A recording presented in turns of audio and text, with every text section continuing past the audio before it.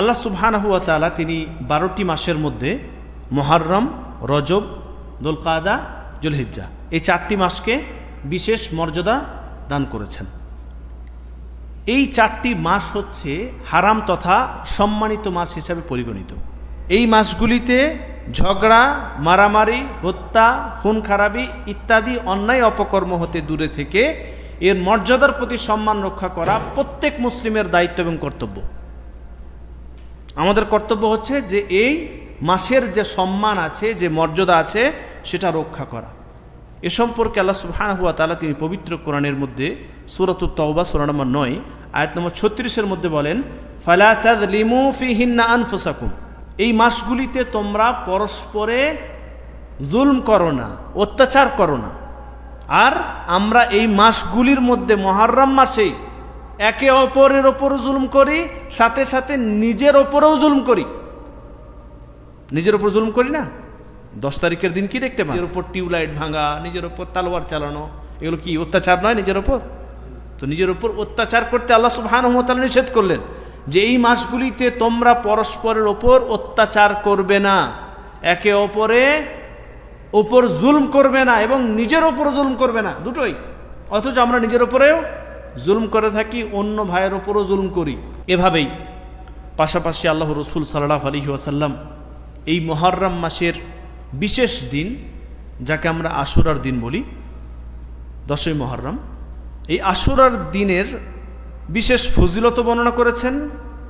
আশুরার দিনের রোজা রেখেছেন আল্লাহ রাসূল সাল্লাল্লাহু আলাইহি ওয়াসাল্লাম এবং রোজা রাখতে আদেশও দিয়েছেন, সাথে সাথে তার ফজিলত বর্ণনা করেছেন। এখান থেকে আরও স্পষ্ট হয় যে মুহররম মাসের বিশেষ মর্যাদা এবং ফজিলত রয়েছে। এবং আল্লাহ রাসূল সাল্লাল্লাহু আলাইহি ওয়াসাল্লাম তিনি যে উদ্দেশ্যে এই আশুরার দিন রোজা রেখেছিলেন এবং রোজা রাখতে বলেছিলেন, সেই উদ্দেশ্যে আমরা রোজা না রেখে এমন উদ্দেশ্যে রোজা রাখি যেটা কোরআন ও হাদিসের সম্পূর্ণ বিরোধী। কোরআন হাদিসের একদম বিরুদ্ধে আমরা কাজ করি। কারণ রাসূল সাল্লাল্লাহু আলাইহি ওয়াসাল্লাম তিনি 10ই মুহররম আশুরার রোজা তিনি কি উদ্দেশ্যে রেখেছিলেন, সে উদ্দেশ্যে আমরা না রেখে অন্য এক উদ্দেশ্যে রাখি যেটা কোরআন ও হাদিসের একদম সম্পূর্ণ বিরুদ্ধে।